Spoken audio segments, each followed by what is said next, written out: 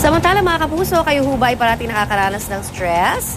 Aba, meron hong nauusong exercise ngayon na nakapagpapatanggal daw ng stress. Pero depende sa stress level ng tao, may mararanasang panginginig ang taong gagawa po nito. Kung ano ang exercise na yan, narito po, panoorin natin.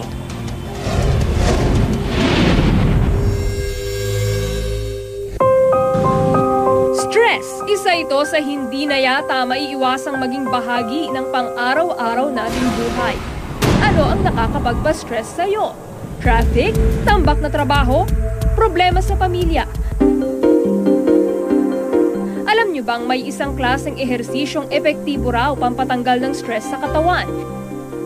Ito ang TRE o Tension or Trauma Release Exercise.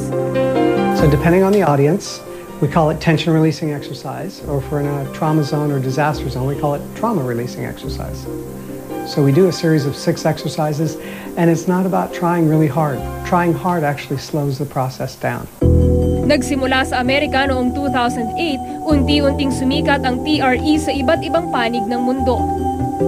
Kamakailan nga, ginamit ito bilang therapeutic exercise sa mga biktima ng kalamidad sa Bohol at Tacloban City.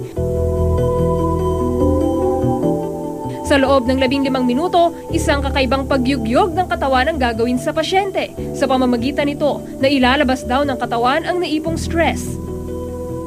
So the exercises exist to create a shaking in the body, a tremor in the body.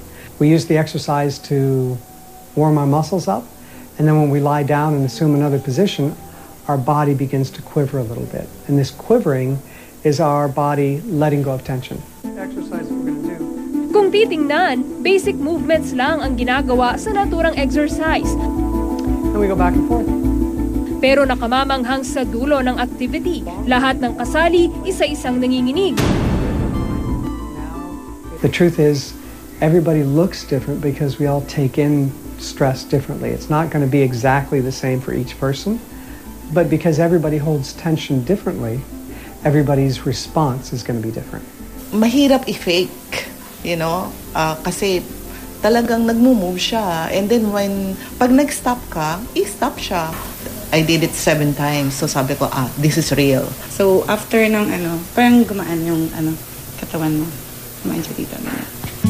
Sino ba naman ang ayaw ng stress-free life? Kaya kung gustong mabawasan ang konsumisyon, bakit nga naman hindi subukan ang TRE para ma-shake all those stress away? Para sa unang balita, Trisha Zafra reporting.